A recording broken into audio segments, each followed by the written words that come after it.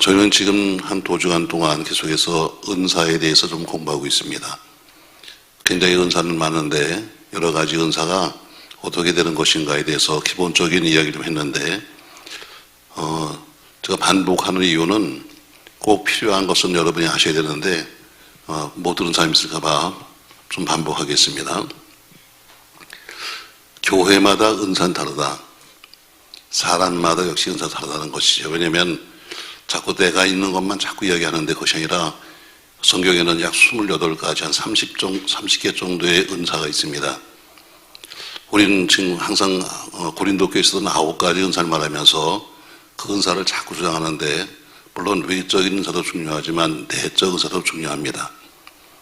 그래서 여러분들이 말하기를 고린도 교회 은사가 따로 있고 빌립보 교회 은사가 따로 있고 로마 교회 은사가 따로 있고 에베소 교회 은사가 따로 있는 것처럼 각 교회마다 은사는 다르다. 그러니까 꼭 비교하면서 왜 저 교회는 이런데 우리 교회는 이러냐, 왜 우리 교회는 이거 하는데 왜 저긴 안 해, 이렇게 말하지 마라. 왜냐하면 모든 사람이 은사마다 다른 것처럼 교회도 받은 은사가 다르기 때문에 사명이 다른 거죠. 똑같은 예수 전하는 과정이 다른 거니까 절대로 교회를 서로 비교하지 말라는 겁니다. 뭐 저 교회는 좋은 교회, 이 교회는 나쁜 교회, 이렇게 말하지 말라는 거예요. 교회는 다 좋은 교회지 어떤 교회 좋은 교회 나쁜 교회가 없는 겁니다. 마치 은사를 가지고 왜 저 교회는, 왜 우리는 이런 은사가 있는데 왜 저기는 없습니까? 이렇게 묻지 마세요. 왜냐하면 은사는 상당히 많으니까. 저는 여러분에게 은사를 말하면서 은사에는 꼭 바른 이해를 해야 한다. 공격까지 꼭 필요한 것이 있는데 첫 번째가 뭐냐면 다 제가 했던 얘기입니다. 은사는 유익하지만 사랑이 없으면 무익하다. 자막 주세요. 자, 은사에 대해서는 바른 이해를 제가 썼는데 아마 정리하신 분도 있을 것 같은데 또 그냥 흘려버린 사람이 있을까봐 다시 말합니다. 여러분, 자, 은사는 유익하지만 사랑이 없으면 무익한 거다. 아무리 은사해도 사랑이 없으면 아무 소용없다는 것처럼 은사는 유익하지만 사랑 없으면 무익하다. 두 번째, 은사를 서로 비교하면서 나의 은사가 남에게 없다고 해서 절대로 남 비방하지 마라. 당신 방언해요? 왜 못해요? 나는 하는데. 서로 비방하지 마라. 뭐 나는 몇 년 다녔는데 나는 무슨 은사가 있는데 넌 왜 없냐고 이렇게 비방하지 말라는 거죠. 그래서 나의 은사가 남에게 없다고 해서 절대로 비방하지 마라. 또 세 번째가 우린 기도하다가 늘 낙심하는 게 뭐냐면 나는 이런 은사를 받기 원했는데 안 주신다. 왜 나를 미워하시는 건가? 이런 얘기하지 마라. 왜냐면 원하는 은사를 받지 못한다고 해서 절대로 낙심하지 마라. 왜냐면 은사는 여러 가지이기 때문에 당신에게 합당한 것을 주시는 것이지 내가 다 하려고 해서 주는 것은 절대로 아닙니다. 아이들이 엄마한테 칼 줘 그런다고 칼을 주겠습니까, 여러분? 필요한 사람에게 주는 것처럼 합당한 사람에게 주는 것이 은사니까 절대로 내가 원하는 은사를 못 받다고 해서 낙심하지 마라. 또 필요한 것은 반드시 은사 받은 사람은 교회의 덕을 세우고 자신의 덕을 세워야 한다. 이게 제일 중요합니다, 여러분. 뭐 받기는 무슨 앉기만 하면 우리가 별짓을 다 하는데 근데 덕을 못 세우면 오히려 욕먹습니다. 뭐 나는 뭘 하고 나는 뭐 하고 우리 이렇게 말하는데 근데 아무리 은사가 있고 아무리 직분이 뭐 있어도 거기 맞는 덕을 못 세우면 오히려 그건 필요 없는 거다. 그러니까 제일 중요하죠. 여러분, 교회의 덕을 세워라. 그리고 자신의 덕도 세워야 한다. 또 다른 사람 은사를 받으면 뭔가 다른 사람과 좀 달라야 한다. 은혜를 체험했으면 달라야죠. 기도가 달라야 되고 전도가 달라야 되고 헌금이 달라야 되고 양심이 달라야 되고 행동이 달라야 되고 말이 바뀌어야 한다. 그런 이런 기본적인 은사를 이해해야 합니다. 그냥 무조건 받으면 되는 거잖아가 아니라 받았기 때문에 뭔가 받게 되는 거죠. 그럼 은사를 어떻게 받는 거냐? 첫 번째, 우리는 항상 은사 받을 때는 가장 기본이 회개하여 성육해야 되라. 깨끗한 그릇에 깨끗한 영이 오지만 더러운 굴에서 오지 않으니까 제일 먼저 중요한 것은 와서 악을 쓰면서 은사 달라고 소리치고 다니고 기도원 쫓아다니면서 소리치면서 달라고 하지 말고 먼저 자신을 성결케 해서 그릇을 만들어라. 바로 이것이 바로 가장 기본입니다. 깨끗한 그릇을 만드는 것이 가장 기본이죠. 두 번째, 사모해야 합니다. 어쨌든 사모하는 사람에게 주는 거지 나 필요 없어요 이런 사람에게 주지 않습니다. 자, 여러분들이 나름대로 어디서 뭐 기도하다가 은사를 좀 받았습니다. 아마 여러분들이 체험했을 거예요. 자, 어느 우리가 기도원에 가서 밤을 새워서 우리가 함께 기도하다가 방언을 받았습니다. 근데 거기는 됐는데 교회 오면 안 되는 겁니다. 그런 경우 많아요. 거기선 분명히 내가 방언을 했는데 근데 교회 들어오니까 방언이 안 돼. 왜? 안 쓰면 안 되는 겁니다. 아무리 좋은 걸 주어도 자꾸 활용해 쓰면 그것이 더 발달하지만 아무리 좋은 걸 주어도 그거 안 쓰면 그 다음에 곧 사라지고 말아요. 그러니까 사모해야 되고 두 번째는 회개해야 되고 두 번째는 사모해야 합니다. 주시면 제가 쓰겠습니다. 어떤 사람은 아유 이건 뭐 좀 바꿔주세요. 은사는 바꾸는 게 아닙니다, 여러분. 여러분이 연말이 되면 우리가 들어오면서 말씀 가득 보는 것처럼 뽑은 거 갖다 받은 사람 또 바꾸고 갔잖아요. 아유 말씀이 나쁘네. 좋은 걸로 바꿔야지. 그래서 바꿔주는 것이 아니라 은사는 어때요? 소멸시키는 겁니다. 다시는 안 주십니다. 그러니까 주시면 감사해야지. 주시면 어때요? 바꿔주세요 이런 얘기 하지 말고 주시면 감사해라. 그러면 감사한다고 또 주시는 거죠. 그러니까 회개하여 성격해야 되는 것이 첫 번째고 두 번째는 사모해야 될 것이고 세 번째는 분명한 선한 목적이 있어야 됩니다. 왜 필요한가? 나는 왜 은사가 필요합니까? 나는 왜 이런 은혜를 받아야 합니까? 하는 분명한 목적을 제시해라. 아니 남들도 다 받았으니까 나도 해야 되는 거 아니라 내가 왜 이것을 해야 되는가 하는 목적을 세우라는 것이죠. 제가 여러분에게 제일 먼저 방언의 은사를 얘기했어요. 왜냐하면 대부분의 외적 은사의 시작은 방언입니다. 대부분 외적 은사가 시작되는 것은 대부분 방언으로부터 연결되기 때문에 그래서 제일 먼저 가르친 것이 방언이에요. 자, 방언하면 무슨 유익이 있냐? 방언을 꼭 해라는 것이 아니라 방언의 유익한 점을 알아야 합니다. 그래야 사모하게 되죠. 뭐 방언을 했는데도 아무런 유익이 없다면 굳이 여러분이 사모할 필요가 없잖아요. 그러니까 사모해야지만 받기 때문에 왜 필요한가? 왜 우리가 방언을 받으려고 하는가 하면 첫 번째 보면은 방언을 하면 회개가 빠르다. 성경에 보니까 우리 로마서 8장에 보니까 성령이 우리 연약함을 도우시나니 한 것처럼 우리가 연약함을 그분이 도와주기 때문에 내가 기억할 수 없는 죄까지 그분이 기억나게 하시고 그러니까 회개가 빠른 거죠. 두 번째가 하나님의 뜻대로 구하기 때문에 정욕대로 구하지 않습니다. 왜? 그것은 내가 하는 것이 아니라 성령이 대신 기도하기 때문에 바로 정욕대로 나는 우리 여러분과 저의 기도를 보면 다 어때요? 그냥 내가 하고 싶은 것, 내가 받고 싶은 것, 갖고 싶은 것만 요구하고 있죠. 우리 아들, 우리 딸, 우리 뭐 하면서 전부 다 내 중심인데 그러니까 전부 다 정욕적인 기도가 많은데 방언 기도하게 되면 정욕적인 기도가 아니라 잘못 구하지 않으니까 하나님의 뜻대로 구하게 되는 거죠. 고린도서 14장 2절에 보니까 방언은 영의 비밀을 말한다 해서 영의 비밀을 말하니까 응답이 빠르죠. 또 방언을 하게 되면 사단의 방해, 옆 사람도 모르고 사단도 모릅니다. 그러니까 사단의 방해를 벗어나니까 기도하는 것이 뭐예요? 훨씬 쉽죠. 우리는 기도를 하고 싶은데 옆 사람이 들을까 못할 때 많잖아요. 그러니까 아마 그래서 그런지 부부지간에 어디 떨어져 앉더라고. 한 사람은 저 어디에 앉고 한 사람은 저기 사는 거는 아마 뭔가 기도할 제목이 있는데 남편이 들으면 안 될 거라서 그런 거지 서로 턱 터져 앉더라고요. 자, 남이 듣는다는 거 부담스러워요. 그러니까 어때? 그러니까 항상 어디 중얼중얼 대고 앉아 있는 것은 남이 들을까봐.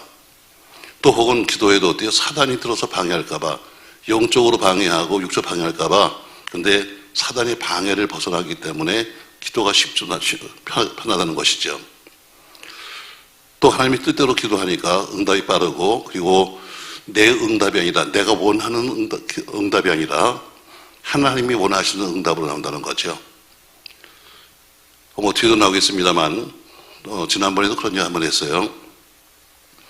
고린도서 14장 14절에 가면은 내가 만일 방언으로 기도하면 나의 영이 기도하거니와 나의 마음은 열매를 맺지 못하리라. 내가 방언으로 기도하면 내가 영으로 기도하는데 나의 마음의 열매는 맺지 못한다는 것은 뭐냐면 내 마음이 원하는 응답이 있어요. 나는 지금 A라고 하는 문제를 놓고 기도하고 있거든요. 그래서 나는 하나님, 나는요 A 이런 문제를 놓고 기도하고 있어요. 쉽게 말하면, 자, 이번에 나는 이런 부동산 때문에 기도하고 있습니다. 이게 내 기도 제목이에요. 그래서 나는 지금 방언으로 기도하면은 통변해 보면 부동산은 딴 데 가버리고 하나님 이 나라가 어떻게 될 건데요? 이런 기도가 많다는 거죠. 그러니까 내 마음에서 내 마음이 가지고 있는 마음의 열매는 맺지 못하고 대신 하나님이 원하시는 것을 한다는 거죠. 그러니까 하나님의 뜻에 맞는 기도를 하는 거예요. 이런 기본적인 것 때문에 우리가 방언을 사모해야 한다 있습니다. 방언의 종류가 들어있죠. 방언 종류도 대인방언이 있고 대신방언이 있고 대물방언이 있다. 그냥 똑같은 방언이 아니라 방언도 종류가 있는데 하나님께 올리는 방언이 있고 사람과 사람께 하는 방언이 있고 사람과 사물에 하는 방언이 있다 있습니다. 대신방언도 종류가 있는데 그것도 두 가지가 들어있죠. 하나는 단음방언, 하나는 장음방언. 장음방언의 그 방법이 주로 찬양이죠. 우리가 방언 찬송하는 게 주로 장음방언이에요. 다는 다 전부 다 길게 하는 장음입니다. 근데 혹시 강력한 것은 뭐냐면, 강력한 것은 찬양보다는 단음방언이 훨씬 더 강력하다는 거죠. 그러니까 정작 기도할 때는, 찬양할 때는 찬양을 노리는 거지만 정작 우리가 이 강력한 그 찬양, 이 기도는 단음방언이 훨씬 더 강력합니다. 자, 오늘 저는 이제 방언을 했으니까 이어서 성경을 말하자면 너희가 방언한 사람은 이혼을 해라 이렇게 말한 것처럼 고린도서 14장 3절에 보면 이렇게 나오죠. 자, 고린도서 14장 3절입니다. 찾습니다, 여러분. 고린도서 14장 3절. 자, 자막 보면서 한번 읽어요. 여러분 같이 있습니다. 그러나 예언하는 자는 사람에게 말하여 덕을 세우며 권면하여 위로하는 것이요 이렇게 말합니다. 자, 예언의 은사가 있는데 예언은 오늘 말한 것처럼 예언하는 사람의 가장 기본이 뭐냐면 덕을 세우라는 겁니다. 입만 열으면 무슨 나라가 어쩌고 입만 열으면 당신이 악길이 어쩌고 말하면서 덕스럽지 못한 사람 상당히 많습니다. 그러니까 예언자의 가장 기본이 뭐냐면 덕을 세워야 한다. 개인의 덕을 세워야 되고 교회의 덕을 세워야 한다. 교회에서도 덕스러운 삶을 살아야 된다는 거죠. 제가 장종 그렇게 비교합니다. 아마 그때 여기 제가 말하는 장본인들이 여기 있을지 모르겠어요. 옛날에 저희 교인 남편이 신학교를 다니다가 중퇴했습니다. 거의 제가 볼 때는 그냥 놀아요. 시댁이 상당히 잘 살아가지고 그냥 놀고 먹습니다. 그래도 매번 돈을 주고 어쨌든 잘 삽니다. 그 남편은 시댁에서 돈을 주니까 일 안 합니다. 낮에는 자고 밤 되면 술 먹고 이게 일입니다. 그러니까 그 부인은 우리 교회 집사님인데 남편은 시댁에다가 그냥 중퇴해버리고 교회도 안 다니고 그 부인은 밤마다 교회 와서 여기 있습니다. 제가 볼 땐 기도를 하는 게 아니라 남편을 피우는 것 같습니다. 그런 사람도 있죠, 여러분. 집에 있는 게 싫어서 오시는 분도 계실 거예요, 밤에. 자, 어쨌든 거기 그분이 교회에 열심히 있으니까 또 열심히 있는 교회 사람들 몇 사람이 아마 거기서 이제 구용이 왜 되려는지 아마 그 집에 한 것 같아요. 근데 그 남편은 어때요? 남편은 밤이 되면 주로 자거나 아니면 또 무슨 비디오를 보거나 이게 주로 일인데 교인들이 가서 구역 예배 한다고 가서 또 앉아서 찬송 부르고 있는데 그 남편이 하는 소리가 뭐라 그러냐? 그렇게 믿어서 천당 가겠어요? 좀 잘 믿으세요. 좀 회개 좀 하시죠. 그 말 듣고 나서는 교인들이 어때요? 예언을 하신다고 그러면서 또 쫓아다니는 사람이 있었어요. 여러분, 물론 예언을 할 수 있습니다. 예언은 누구나 사람이 입을 비워서 할 수 있죠. 그러나 그 사람이 살아가는 삶을 보세요. 여러분, 덕스러운가? 아무리 그가 하는 말이 하나님을 믿을지라도 덕스럽지 않으면 어때요? 오히려 해가 되는 거예요. 예언자의 가장 기본은 뭐냐면 덕이에요. 그러니까 덕스러운 사람, 그러니까 교회의 덕을 세우고 내가 지금 이 하는 말이 교회의 덕이 되는가? 내가 하는 이 말이 과연 내 개인의 덕이 되는가는 예언자의 가장 기본은 덕이에요. 또 오늘 본문처럼 자 3절 그러나 예언하는 자는 사람에게 말하여 덕을 세우며 권면하며 해서 예언의 은사의 가장 기본이 권면하기 위해서 하는 겁니다. 권면하기 위해서. 또 위로하는 것이라 해서 위로하는 거죠. 그러니까 덕을 세우고 권면하고 안위하는 위로하는 이것이 바로 예언의 가장 기본이에요. 예언이라는 것은 장래 되어질 일을 말하는 거죠. 앞으로 되어질 일을 말하는데 그 말을 하기 위해서는 어때요? 오늘 준 것처럼 가장 기본이 덕이요, 권면이요, 안위라고 말합니다. 우린 예언자를 분별할 수 있어야 돼요. 세상에 예언자들이 많아요. 자기 스스로가 예언자들이 많으니까. 그럼 예언자를 우리가 어떻게 분별할 것이냐? 자, 여러분 주변에도 기도원 원장님도 있을 것이고 무슨 영성하는 사람도 있을 많을 텐데 그 사람들 우리가 뭘로 우리가 분별할 것인가? 진짜인가 가짜인가를 다 진짜라고 말하는데 방법은 쉽습니다, 여러분. 자, 가장 기본이 예언자의 가장 분별해야 하는 기본이 뭐냐면 신학적인 분별입니다. 목사님 내가 신학을 하는데 어떻게 알아요? 신학의 시작이 뭐냐면 말씀입니다. 신학이 그냥 나온 것이 아니라 신학은 말씀을 근거로 하는 거예요. 과연 저 사람이 하고 있는 저 말이 하나님 말씀에 맞냐? 저 말이 지금 성경에 어디 있는 말이냐? 자, 예언을 합니다. 제가 이번에 이런 사업을 할까요? 말까요? 하고 예언을 합니다. 자, 예언자가 말하죠. 이렇게 말하고 싶다. 아이고, 제가 기도해 보니까요, 수포를 하시죠. 제가 기도해 보니까 구두방을 하면 어떻겠습니까? 여러분, 성경에 이런 건 없어요. 믿음으로 하면 되는 거지, 예언자가 수포해라, 해라, 식당해라, 이런 말은 없어요. 믿음으로 하라는 거예요. 네가 뭘 하든지 선한 목적으로, 올바른 방법으로 네가 기도하고 결정하면 되는 거지, 무슨 종류까지 알려주면서 뭐 해라? 이건 여러분 신학적으로 맞잖아요. 과연 저 사람이 하고 있는 예언의 말씀이 저 성경 어디에서 근거한 거냐는 성경 구절이 딱 나와야 되는 거예요. 도대체 당신은 어떤 말씀을 근거로 했느냐? 기도하다 보니까 기억이 났다 이것이 아니라 성경 어디에 있는 말씀을 근거로 해서 했는가는 신학적인 분별해라. 듣고 있는 거예요. 자, 언제나 마스크를 벗지. 좋은 것도 있는데 어쨌든 불편한 게 많아가지고. 자, 가장 기본이 예언자의 선별은 가장 첫 번째 뭐예요? 신학적으로 분별하는 거예요. 두 번째로 예언자의 분별을 뭘로 하는가 하면 물질로 분별해요. 물질로. 남에게는 그렇게 헌금해라. 남에게는 그렇게 무슨 드려야 산다 이렇게 말하면서 자기는 아무것도 안 드려요. 이건 가짜예요. 그런 사람 많이 봅니다, 여러분. 과거에 어떤 그분이 제가 알기로는 롯데그룹의 어떤 연관되어 있는 친척 같더라고요. 전 잘 모르겠습니다만 들리는 얘기는 그쪽으로는 보니까 다 친척끼리 다 무슨 이렇게 서로 일도 주고 하는 것 같아요. 옛날에 말씀하기를. 그분도 보니까 롯데백화점에 상점을 몇 개씩 갖고 있더라고요. 친척 관계니까. 그분은 처음에는 수요일만 오셨어요. 수요일 저녁에만. 그래서 누군가 했었더니 본인이 밝히는데 그래요. 아주 난감하게 왔어요. 난감하게. 그분은 집안이 부산에 살더라고요. 다. 그리고 이제 사업 때문에 여기 서울에 올라와서 근처에서 살고 있는데 광명시에 있는 어느 기도원에 갔다는 거예요. 누가 데리고서는 여기 다니는 교회가 없으니까.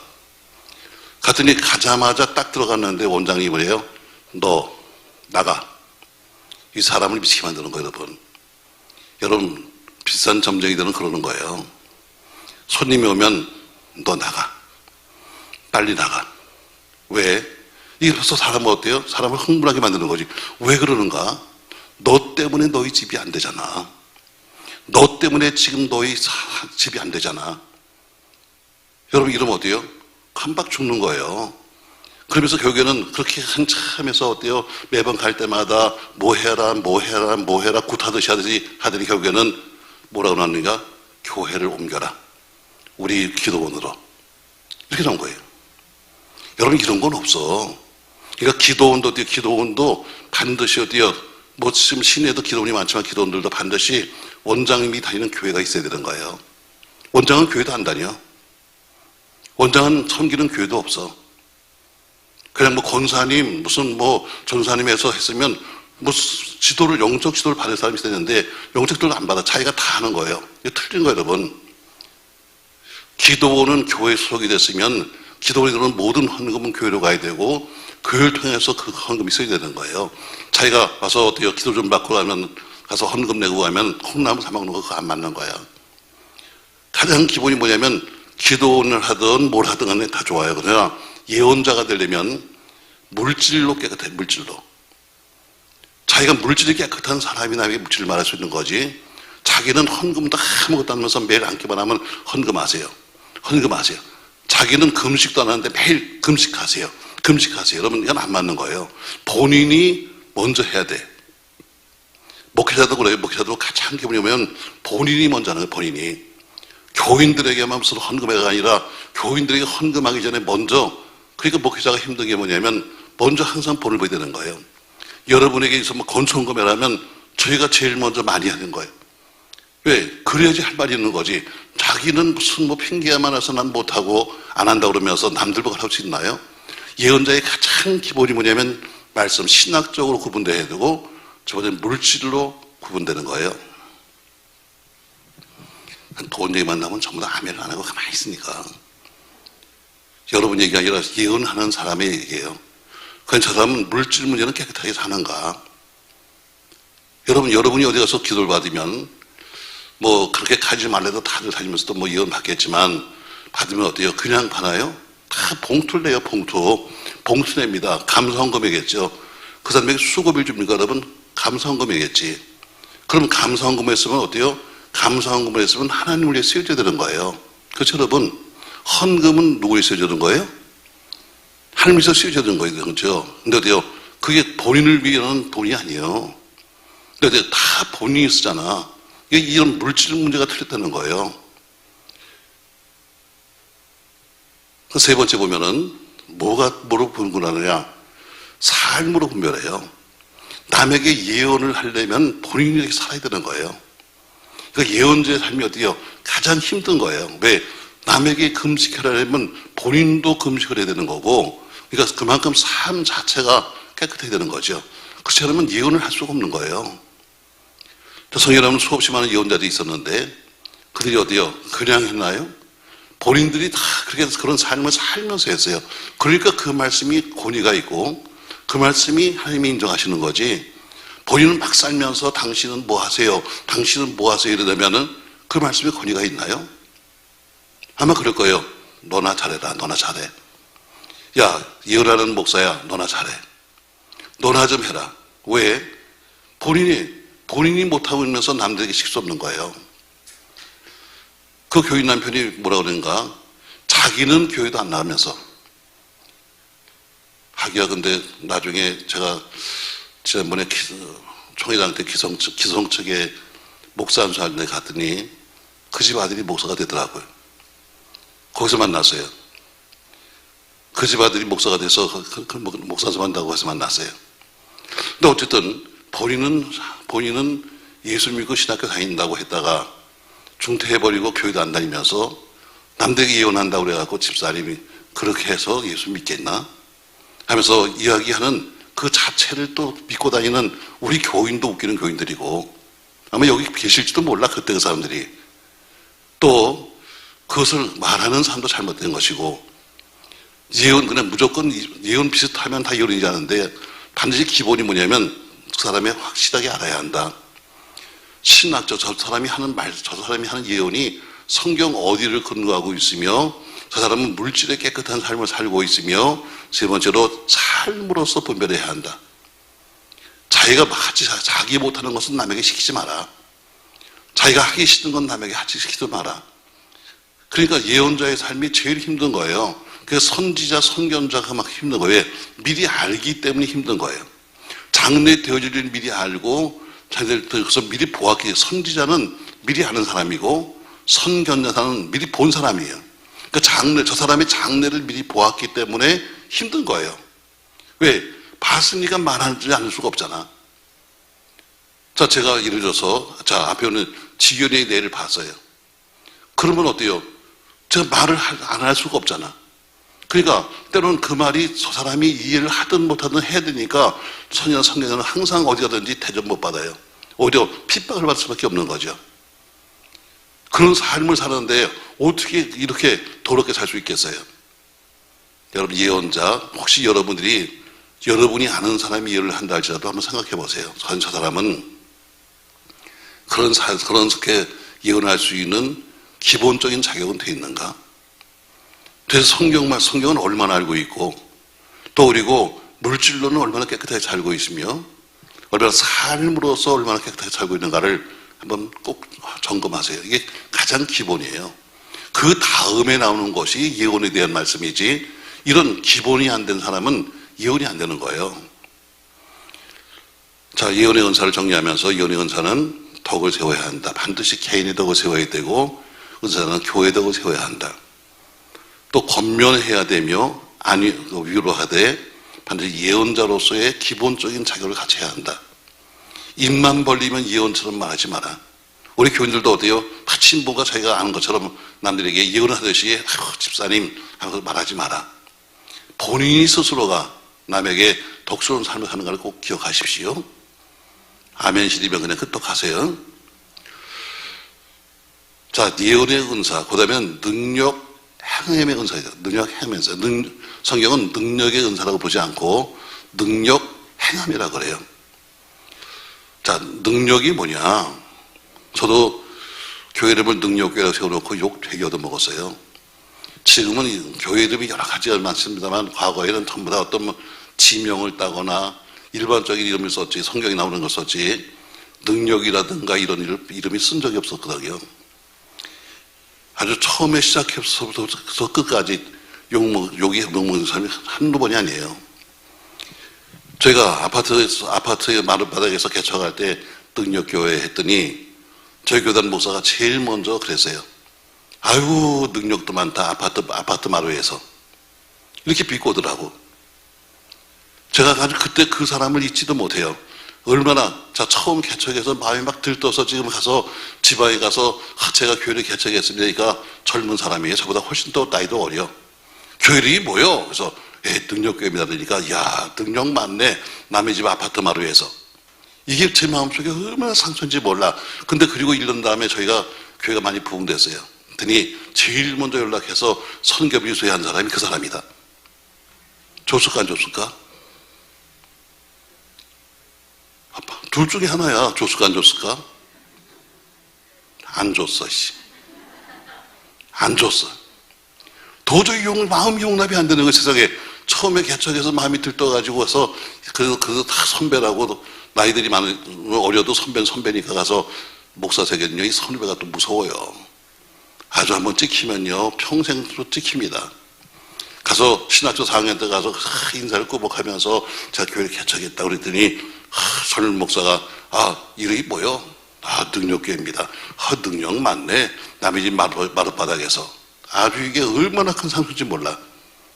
근데 그 인간이 김포에 살았는데 제일 먼저 전화했더라고. 전사님, 교회도 부흥됐다는데 선교비 좀 주시면 안 될까요? 자, 안 돼요, 씨. 자, 나도 참 못났지. 오히려 성경은 말하기를 줘라, 씨. 오히려 더 창피하게 줘라. 그게 사실 성경인데, 그때는 그것도 기억이 안 나더라고요. 줄 걸. 제가 오직 하면요, 가는 데마다 사람들이 그래서 도대체 능력이 뭐냐? 능력이 뭐냐?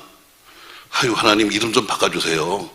창피해서 못 살겠어요. 능력이 뭐야? 하고 기도했더니 말씀하시기를 능력이 뭐냐? 능력 행함의 은사가 바로 이겁니다. 첫 번째 뭐가 능력이냐면 성경은 이렇게 말씀해요. 또 성령이 이렇게 말씀하시기를 능력이 뭐냐? 창세기 1장부터 시작해서 요한계시록 마지막 절까지 말씀이 능력이에요. 뭐가 능력이에요? 말씀이 능력이에요. 말씀이 능력이다.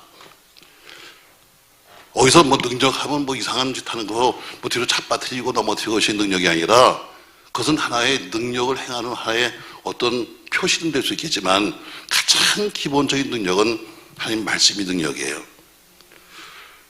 두 번째 뭐가 능력이냐? 기도가 능력이에요. 기도만이 한 것처럼 기도가 능력이에요. 기도 외에는 이런 류가 나갈 수 없는 일이다. 기도가 능력이에요. 여러분이 하는 기도가 능력입니다. 여러분 기도가 능력 있게 하셔야죠. 중얼중얼 대지 말고 여러분 능력 있게 하셔야 됩니다. 세 번째 기도가 뭐냐? 세 번째 능력이 뭐냐? 찬양의 능력이에요.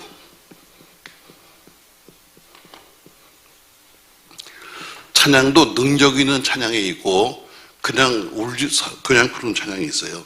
성교단은 이거 꼭 알아야 되는데 성교단이 이걸 잘 모르더라고요. 자, 네 번째 능력이 뭐냐? 예수의 이름 자체가 능력이에요. 예수의 이름만 들어도 막이 떨고 나가요. 아멘. 그래서 항상 어때요? 나사렛 예수 그리스도 이름을 명하노니 해서 예수의 이름만 들어도 그것이 능력이에요. 아멘. 어려우면 여러분 예수 이름을 부르세요. 예수 이름만 불러도 능력이 나타나는 거예요. 왜? 말이 아니라 예수 그리스도 그분의 이름 자체가 능력이니까. 다섯 번째 능력이 뭐냐? 예수의 십자가가 능력이에요. 십자가. 십자가는 뭐예요? 십자가는 여러분 사람을 매달리는 형틀이에요. 그러니까 십자가는 지금까지 수많은 십자가 있었습니다. 그러나 다른 십자가는 아무런 의미가 없어요. 누구의 십자가?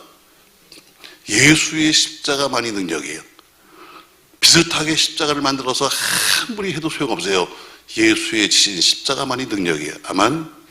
자, 여섯 번째 보니까 뭐가 능력이냐? 바로 예수 그리스도의 피, 예수의 피 보혈의 능력. 주의 보혈 뭐 있다? 능력이 있도다. 예수의 피가 능력이에요. 그러니까 여러분이 영적으로 힘들 때 예수의 피 있으면 돼요. 예수의 피가 여러분 예수의 피 공로를 이기는 거예요. 그러니까 이게 바로 전부 다 능력이에요. 제가 교회 이름을 못 바꿨어요. 이렇게 좋은 걸 왜 바꿔? 남 보기엔 어떤지 몰라도 지금은 능력이 참 많아요. 뭐 미국에도 많고요, 미국에도 가도 많고요. 그다음에 한국에도 많아요. 우리 교단마에도 능력계가 몇 개인지도 몰라. 제가 마지막에 그냥 다 보다가 능력 대회를 한번 할까 그냥. 누가 진짜 능력인가? 제가 길에 가다 보도 여러분 보세요.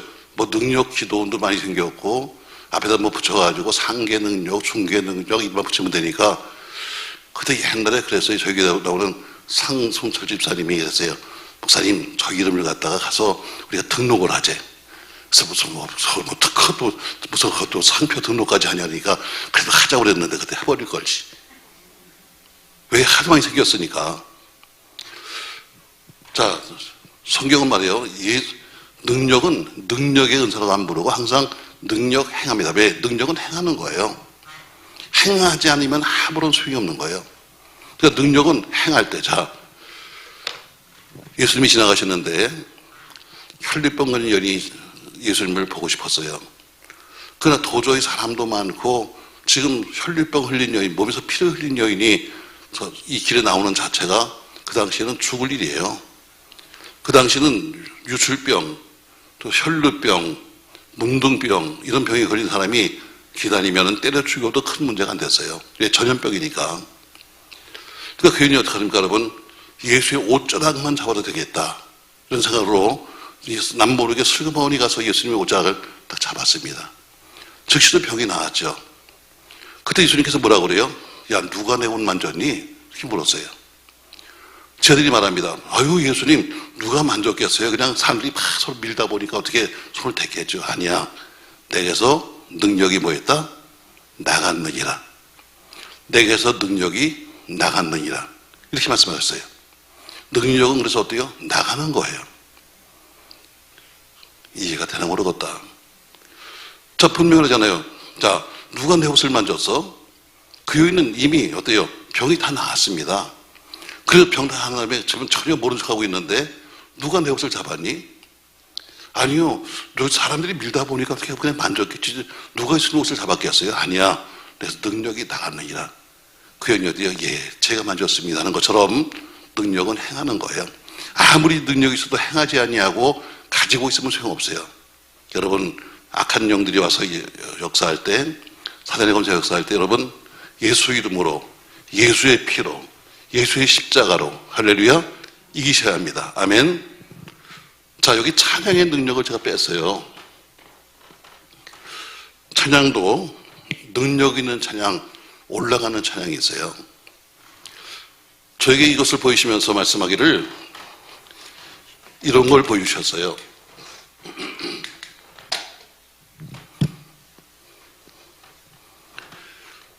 자, 성막입니다. 성막. 성막을 보여주시면서 성막에 들어가면 성막에 이렇게 뜰이 있고 여기 성소와 지성소가 있습니다. 가운데 회장이 서 있죠. 이거로 들어가는데 문이 있습니다.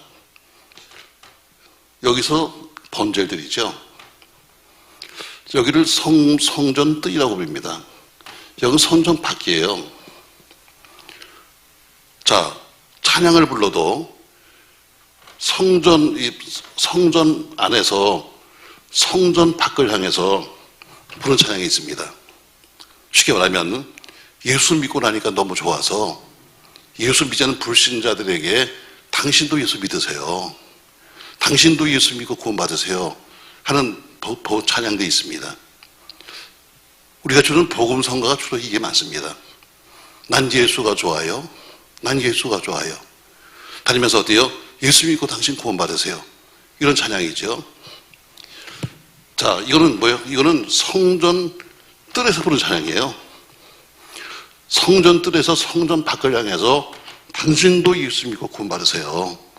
당신도 예수 믿고 이 안으로 들어오세요.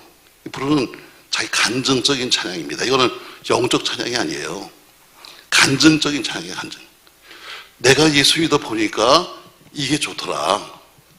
내가 예수 믿어 보니까 당신도 믿으세요 하는 바로 이런 찬양이에요. 영적 찬양이 뭐냐면 성소와 지성소에서 오직 성소와 지성소에서 오직 하나님께만. 지금 보세요. 성전들의 찬양은 대상이 누구예요? 사람이에요. 성전들에서 사람들을 향해서 이방 사람들을 향해서 부른 찬양이에요. 이건 영적 찬양이 아니에요. 찬양은 감성, 다시 말해 감정을 건드리는 게 아니에요. 우린 자꾸 감정 건드리는 감정.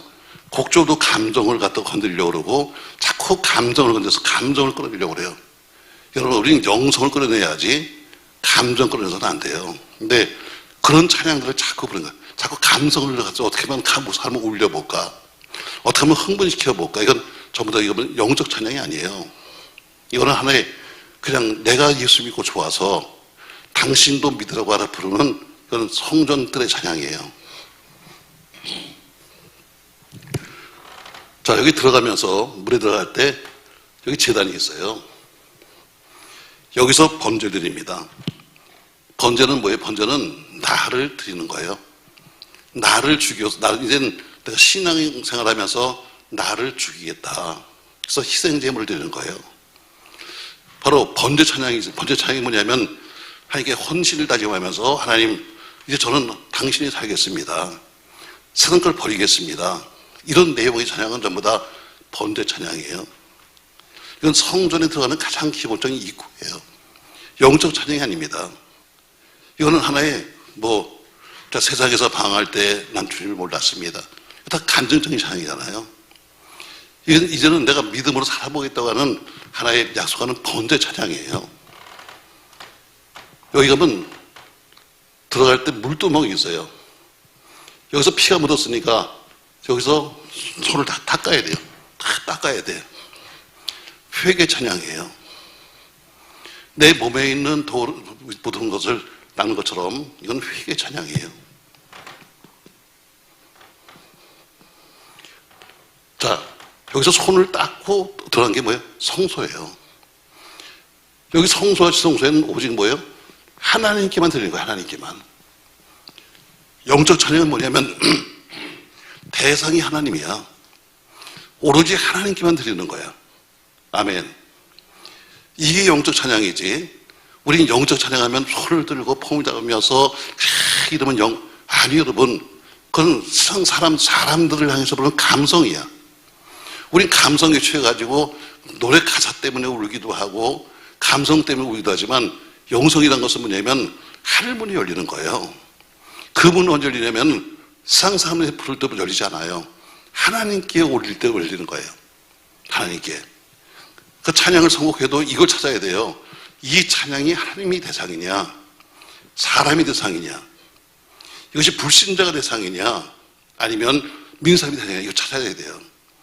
그래야 우리가 부르는 찬양이 어디요? 한 곡을 불러도 하나님께 올라가지, 아무리 박수를 쳐도 소용없어. 그건 괜히 우리 흥분시키는 거야.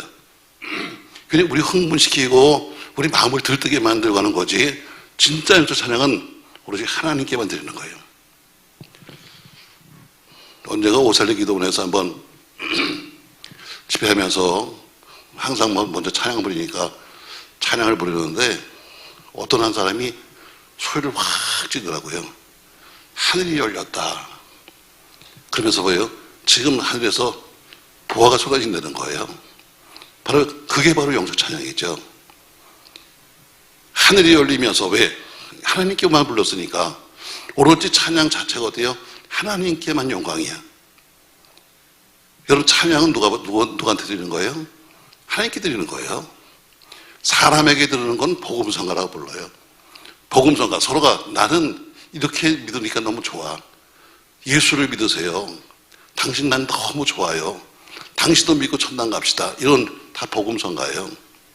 복음성가 안에도 그 가사가 대상이 하나님이냐 사람이냐 를 골라내야 돼요.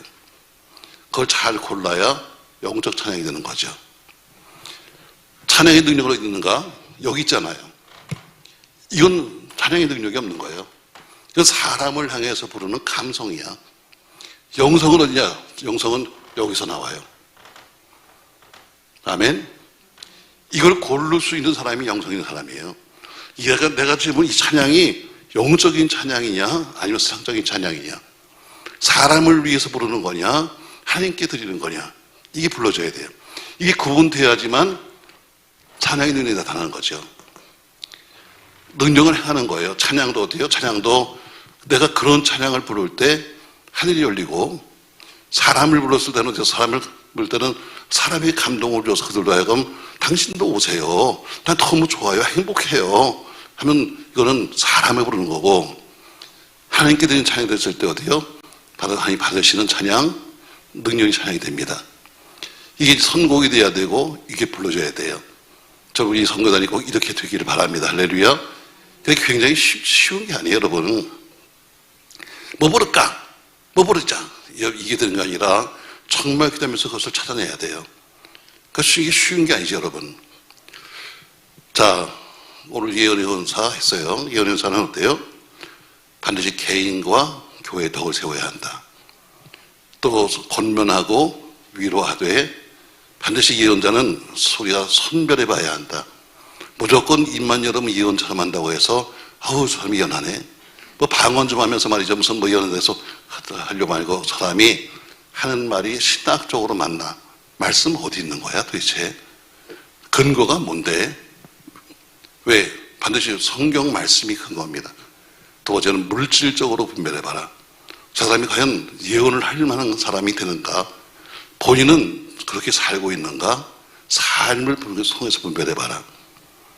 가장 기본은 뭐예요? 그러니까 우리가 남이 하는 예언이나 모든 걸 알려면 내가 성경적인 지식이 없이는 모르는 거예요. 그러니까 성경적인 지식이 없으니까 무슨 말을 해도 그냥 쫓아다니는 거죠. 그 다음에 능력 행함은, 바로 능력은 행함의 은사다. 지금 말한 것처럼 한 조서까지 했는데 그 위에도 더 많은 능력이 있겠죠. 그래서 지금 여러분에게 한 조서까지 말하면서 바로 능력은 이렇게 행하는 거다. 말씀이 능력이요, 기도가 능력이요, 찬양이 능력이요, 예수 그리스도 그분의 이름이 능력이요, 예수의 피가 능력이요, 예수의 십자가 능력이다. 그러니까 우리가 예수 그리스도의 이름만 대도 사단은 떨어요. 예수의 피공로로 우리가 구원을 받아요. 그러니까 여러분, 기도가 안 되면 예수의 피를 외치세요. 기도가 안 되면 어때요? 예수 이름을 외치세요. 뭐 앉아서 안 되는 기도 갖다 하지 말고 그냥 예수 이름을 부르세요. 그게 여러분 더 강력한 거예요. 자, 그러면 통역의 은사가 있는데 성경은 이렇게 말하잖아요. 성경은 네가 방언하면 통역을 구해라 이렇게 말합니다. 왜? 내가 하는 게 이제 뭔지 알아야지. 앉기만 하면 그냥 전부 다 랄랄랄랄라 하는데 도대체 내가 뭘 하는지 알아야, 내가 무슨 기도하는지 알아야죠. 자, 고린도서 14장 12절부터 19절 말씀 좀 보겠어요. 고린도서 14장 12절부터 19절까지. 자, 자막 보세요, 여러분. 자, 한번 같이 한번 읽겠습니다. 그러면 너희도 신뢰한 것을 사모하는 자인즉 교회의 덕을 세우기 위하여 풍성하기를 구하라. 그러므로 방언을 말하는 자는 통역하기를 기도할지니 내가 만일 방언으로 기도하면 나의 영이 기도하거니와 나의 마음은 열매를 맺히지 못하리라. 그러면 어떻게 할꼬? 내가 영으로 기도하고 또 마음으로 기도하며 내가 영으로 찬미하고 마음으로 찬미하리라. 그렇지 아니하면 내가 영으로 축복할 때에 무식한 처지에 있는 자가 내가 무슨 말을 하는지 알지 못하고 네 감사에 어찌 아멘 하리요. 너는 감사를 잘하였으나 그러나 다른 사람은 덕세움을 받지 못하리라. 내가 너희 모든 사람보다 방언을 더 말함으로 하나님께 감사하노라. 그러나 교회에서 내가 남을 가르치기 위하여 깨달은 마음으로 5마디 말을 하는 것이 1만 마디 방언으로 말하는 것보다 나으니라. 해서 오늘 방언하는 사람은 통역하기를 구하라 이렇게 말하고 있습니다. 통역은 잘 말씀하고 있죠. 그러면서 이런 말을 하고 있어요. 자, 14절.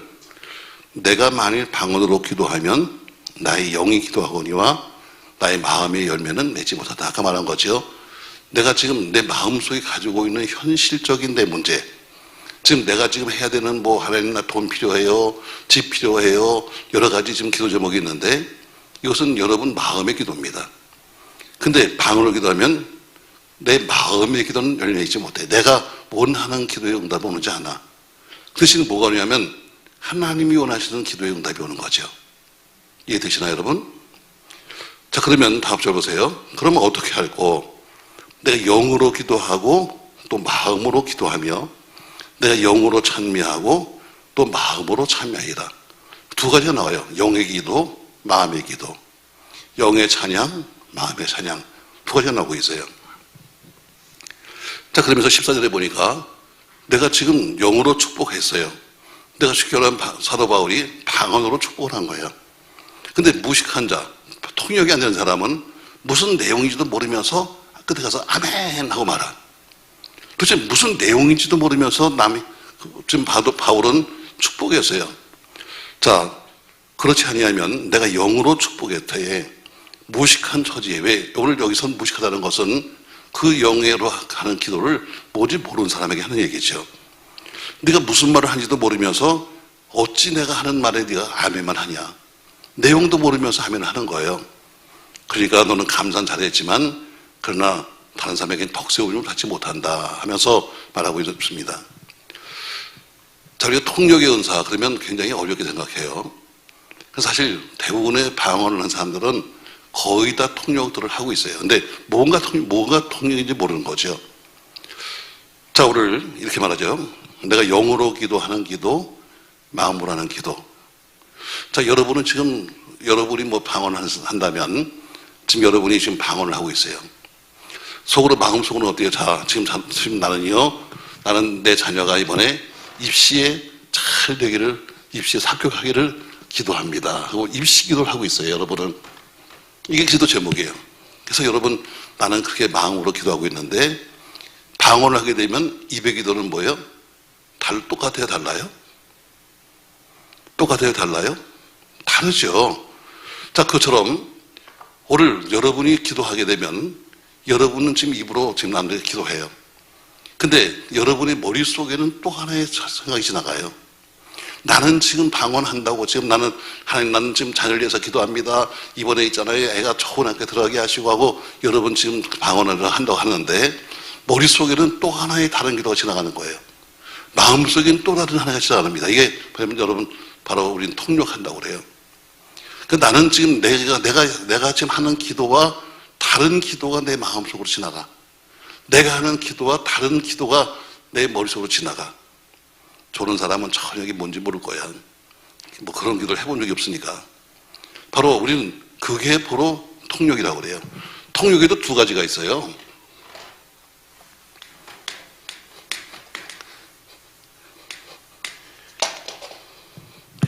방언의 중에서는 통역도 첫 번째 보면 자기 기도 통역이 있어요. 자기가 스스로 기도하며 자기 스스로가 통역하는 거예요. 아까 말한 것처럼 내가 지금 입으로 지금 방언을 하는데 내 마음속으로 전혀 생각지도 않은 기도가 지나가고 있어. 내가 지금 입으로 방언하는데 내 머릿속으로 전혀 뜻밖의 지금 생각이 지나고 있어. 이게 바로 자기 기도를 통역할 때가 많아요. 또 때로는 자기는 지금 방언한다고 뭐 할렐루야 어머나 하고 있는데 그래서는 방언을 하다 말고 뚝 끊어지면서 자기가 뭔가 우리가 아는 말로 자기가 기도하고 있어요. 이건 주로 자기가 했던 기도를 통역할 때가 많아요. 그러니까 이해가 되나 모르겠다. 좋은 사람이야 이해가 안 되지. 빨리 끝났으면 좋겠지. 근데 또 몰라. 또 졸다가도 또 이렇게 기도가 지나갈지도 모르니까. 자, 다시 보세요, 여러분. 여러분은 지금 나름대로 목적을 가지고 기도하고 있어요. 근데 그것은 내 마음의 기도예요. 근데 입으로 나오는 방언은 이 내용과는 다를 거예요. 그건 통변을 해봐야지 하는 거니까. 그 통변이 뭐냐면 때로는 그것이 내 머릿속으로 생각지 않은 기도가 지나가거나 마음속으로 지나가거나 또는 방언이 중단되면서 전혀 뜻밖의 기도들이 나오기 시작했을 때 그것이 바로 앞에 있는 기도를 통역할 때가 많다는 거죠. 자기도 통역은 주로 자기들이 해요. 자기가 뭘 하는지 몰라서 그렇지. 근데 두 번째는 뭐냐면 두 번째는 남의 기도가 통역이에요. 남의 기도. 이게 참 무서운 거예요. 또 어떤 사람은 어디요? 남의 기도를 이렇게 들으면서 뭐하나. 여러분 남의 기도 통역은 평신도에게는 거의 주지 않아요. 전 특별한 은사야. 주로 목회자들에게 주는 은사예요. 왜 교인들이 지금 와서 펑펑대고 울면서 뭔가 방언으로 기도하는데 목사가 도대체 뭘 하는지 알아야 될 거 아니에요. 저 사람이 지금 부부 싸먹어서 우는지 애 때문에 우는지 돈 때문인지 뭔가 알아야 될 거 아니에요. 그러니까 남의 기도를 통역하는 것은 주로 성령이 목회자에게 수시로 그냥 그렇다고 또 앉아서 맨날 또 남의 기도 목사가 들으면 다 하는 거 아니라 수시로 성령께서 그 사람의 간절함을 보시고 그 목회자들에게 깨닫게 하시고 알게 하시는 기도. 이건 바로 남의 기도를 통역하는 거예요. 이건 아까 말한 것처럼 아무나 해주는 게 아니에요. 여러분 만약에 여러분 옆에 있는 집사님이 그거 다 들어봐. 얼마나 무섭겠어요, 여러분. 여러분이 와서 막 펑펑대고 울면서 막 기도하는데요. 옆 사람이 다 해서 저게 어저께 저렇게 주짓했구나 알아봐. 여러분 이건 뒤집어지는 거지. 이건 하나님이 절대로 줄 수가 없는 것은 뭐냐면 덕을 세울 수가 없는 거예요. 그러니까 방언을 한다는 것은 뭐예요? 사단도 모르고 남도 모르기 때문에 하는 건데 그런 유익이 있다고 했는데 옆 사람이 듣고 하려면 여러분 그게 무슨 유익이 있겠어요? 그러니까 이거는 특별하게 하나님이 주는 특별한 은사예요. 주로 목회를 하는 사람들에게 또 혹은 예언하는 사람들에게 듣게 하셔서 그들로 하여금 중보하게 하시고 알게 하시고 깨닫게 하시는 것은 이건 특별한 은사죠. 그러니까 여러분들은 주로 하시는 것은 자기 기도 통역이에요. 아까 말합니다. 나는 내 기도가 있어요. 근데 방언 기도는 내 기도가 아니라 하나님이 원하시던 기도예요. 통역은 뭐냐면 통역은 방언을 통역하는 거니까 내 기도가 아니라 뭔가 전혀 뜻밖의 내 마음속으로 흘러가는 기도, 내 머릿속으로 흘러가는 기도 혹은 방언을 하다 중단하고 나서는 이어서 몇 마디 하는 그 기도가 대부분 통역일 때가 많다는 거죠. 또 이제 또 이 얘기 듣다고 와서 또 디모데로 또 통역하고 앉아 있어라. 뭐 몇 마디 하고 나서는 제가 할렐루야 너는 참 잘 될 거다. 또 디모데로 막 하지 말고. 여러분 모르는 게 있으면 여러분 그냥 물어보는 게 훨씬 편해요. 뭐 사람들이 꿈을 꾸고 나면 또 디모데로 가서 해몽을 갖다가 개꿈을 갖다가 꺼놓고 나서는 막 또 해몽해가지고 만들지 말고 모르는 건 여러분, 하여튼 성경이 가장 기본이니까, 그래서 성경을 가장 많이 읽는 것이 은사를 풀어가는 가장 핵심적인 이야기예요. 오늘 여기까지. 또 오늘 너무 많이 배우면 또 가서 집에서 자다가 또 밤에 꿈꾸면서 또 저러고 있을지 모르니까.